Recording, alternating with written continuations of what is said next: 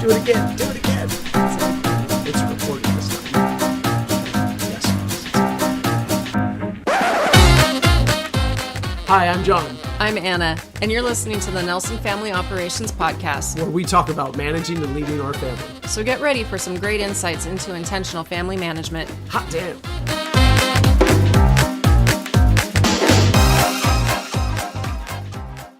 Hi, welcome to the show. This episode, we're going to talk about our family meeting.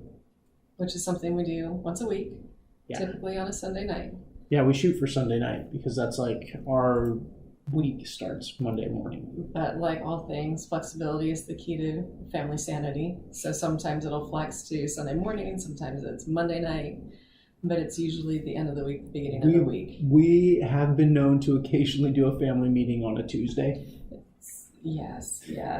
It's like one of those things. It's like roll with the punches. The important thing is that you have the meeting and that you sync everybody up, right? Right, and that's, for us, the main part, trying to make sure everybody's on the same page, everybody knows what's going on.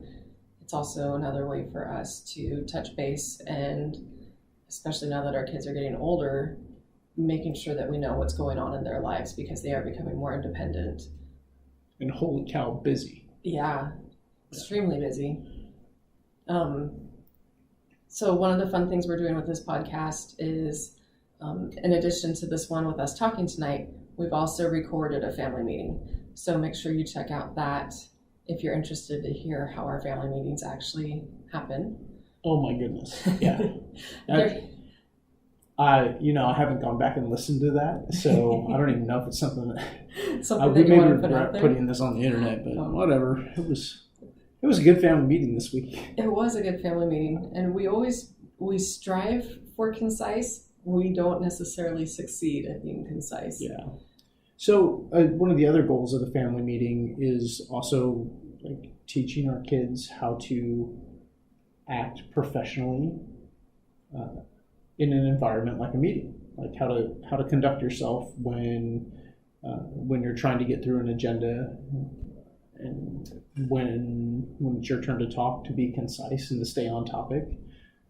So I think you'll notice some of that, like redirects. Yes. And attention grabbers and attempts to focus. So do you want to talk about what we talk about during our meetings? Like our agenda, because we do have a set agenda.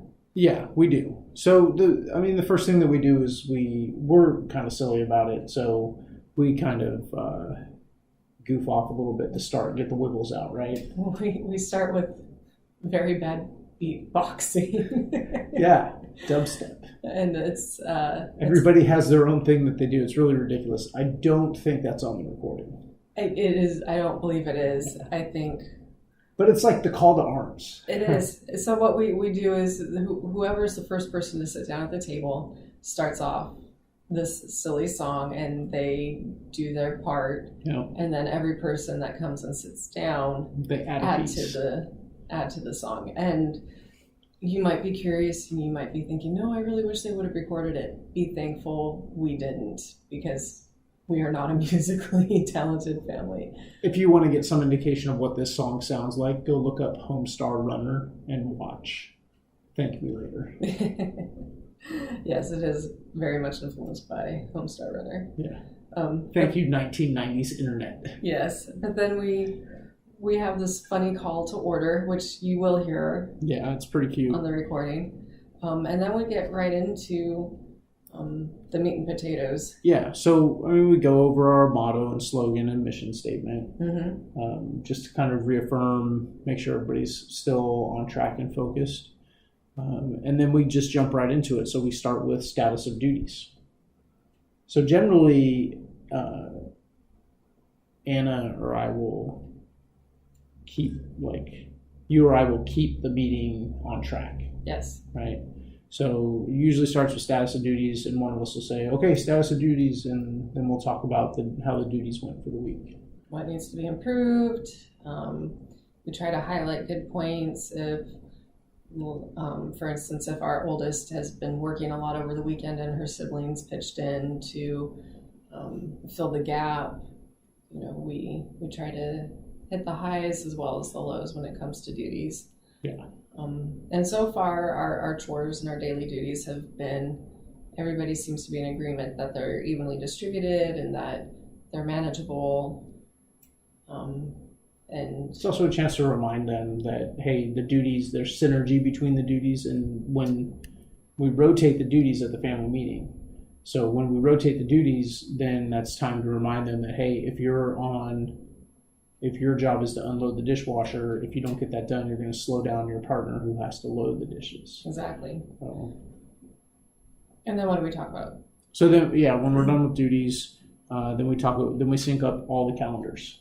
So I keep a calendar. I have a very specific, some would say obsessive compulsive way of calendaring, which pales in comparison to the calendars that you run.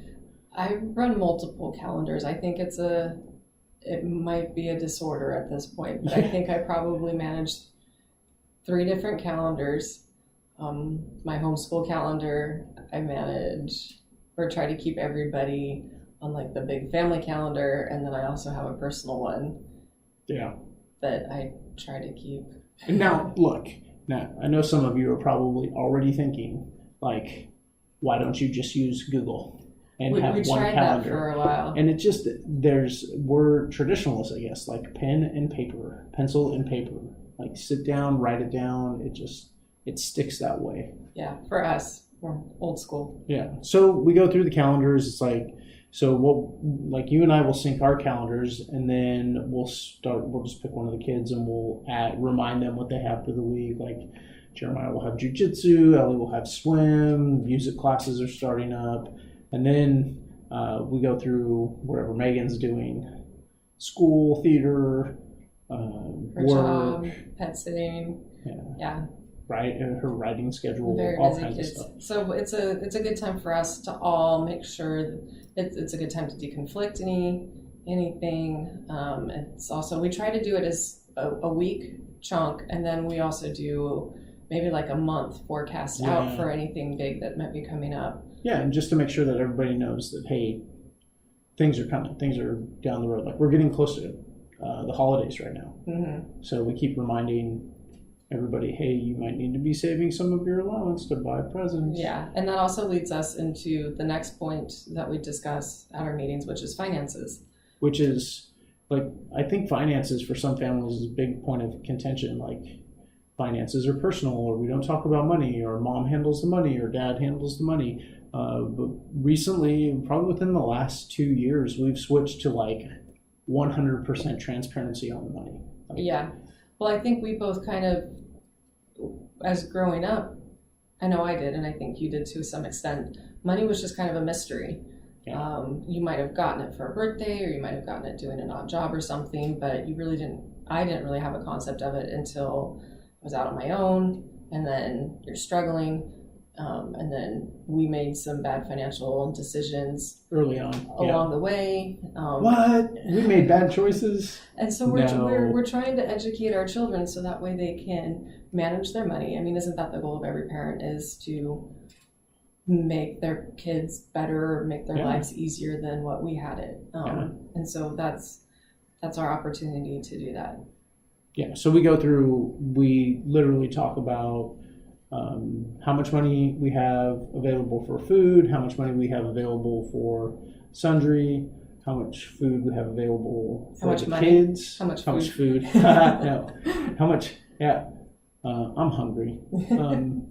How much money we have available for kid activities, and how much discretionary spending we have left for the month. We also talk about like what bills are due and how much money we're saving, and what we're saving that money, how we're paying that money towards future bills and future family events and things like that. And then our kids also manage their own allowances, or their own, different way to think about it, I think. Instead of on allowances, they manage their own portion of the budget. Yeah, they have their own portion of the family budget that they're responsible for. They get their balances. We discuss, like Jonathan said, we discuss any upcoming purchases they might need to be making. Yeah. And Halloween costumes. Yeah, try to help them budget their birthday presents for their friends, that kind of stuff. And I think what it does, and we also talk about each of their individual finances. So Megan is working really hard to save for a couple of big expenses, and I think that's inspiring her brother and sister to get a little more into what they're saving their money for, because they see Megan having great success because she's working hard and being very deliberate about where she puts her money, and that's inspiring them. Yeah, it's fun. It's fun to see them be excited for each other and then want to learn and engage with it. Yeah. Like when we finally got out of debt, that was like a big celebration for everybody, and like the kids knew about it, and it was a good time. So that after we talk about finances, then we go into logistics. See the military influence in our family meeting. Just the fact that we have a family meeting is like, yes, it's crazy, but it also works for us. So logistics, that's like, what do you need? Where do you need to go? It's very simple. It's also a time when, hey, I need soap. I'm out of shampoo. We need razors. Yeah, we stock up the shopping list. Yes. Yeah. That's just our time when we go through the needs versus wants, and well, sometimes wants will come up. Yeah. But it is really helpful to know that you're going to sit down and you're going to have that shopping list, and it's going to go immediately on there. And sometimes we've even been known to pull up the Amazon cart and like buy it right then. Yeah. Yep. If it's necessary to do it that quickly. We don't want to forget. So. And then recently, just last week, we added a new point for our agenda, and that's goal setting. Yeah. So we coach the kids and we help each other pick SMART goals for the week. And it's to all build upon our SMASTER, our daily dinner conversations that we do. So for those of you who aren't familiar with SMART goals, a SMART goal it's an acronym, of course, right? And it stands for specific, measurable, achievable, realistic, and time-bound, or relevant and time-bound.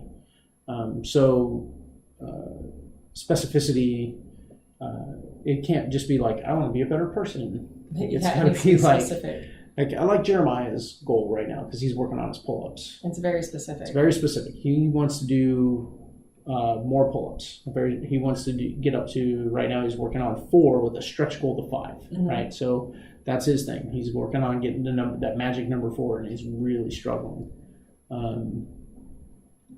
So it's measurable, of course, because if he could do 4, right now he could do 3-ish. And if he could get to 4, then he met his goal. It's definitely achievable because pull-ups are something that you just have to work at and then you can do. It's relevant to his bigger goals, like being better with his jiu-jitsu, being stronger, and it's realistic. It's a goal that you can achieve, and it's time-bound because it's within this week. Yeah. Right. So it's a very effective goal. Some of the other goals that we've had to coach around have been things like, I want to finish my entire book. Oh yeah, Megan. That's a lofty goal, but it can't be bound within the time frame of a week. It's not specific enough. There's some other ones that they picked that were good ones, like meditation every day. Yes. And then we also have goals, and then the kids will ask us about where we are with our goals, and they help us stay honest about it, which I think it's good for them to see that we're not perfect. We don't always meet our personal expectations or our goals that we set for ourselves, but that we're continually striving to improve ourselves. Well, and I think it's important to point out that we don't necessarily discourage them from setting a goal that may be too hard or maybe even unreasonable, because it's a healthy dose of failure, right? We let our kids fail. I know, they need to. They need to learn how to handle those emotions. Yeah, so it's good for them to fail in I don't want to say a safe environment. Yeah, because it's not a safe place, but in a coachable environment, in a place where it's okay to learn, right? So we let them pick really challenging goals, and we don't let them pick wimpy goals. No, you're not going to be like, I'm going to get out of bed every day. Nope. And then we also, so the kind of the other part of the framework for that is we try to keep it framed. The goal should be centered on getting smarter, faster, stronger, physically, mentally, or emotionally. Mm-hmm. So that kind of helps sets the specific nature of the goal, and kind of puts it all in that is the goal relevant to you being semester? Yeah, and it reflects back to our family motto. Yeah. And then after that, we have a rotating final thought, motivational minute. And we've had some really, the kids have kind of come up with some surprising insights. I've got some examples. Let me see if I can get through here. Use every minute wisely. That was work hard to get through this tough week. I guess we had a tough week coming up, and everybody was. I really loved Megan's last week because she's our perfectionist. She's our one that everything needs to be perfect. And then her motivational minute was to embrace when things aren't perfect, and that sometimes you get a better result or a different result than what you expected if you just go with it, which coming from her and how much control she likes to have over things, where you're like, yes, you get it, just apply it to all these other areas of your life.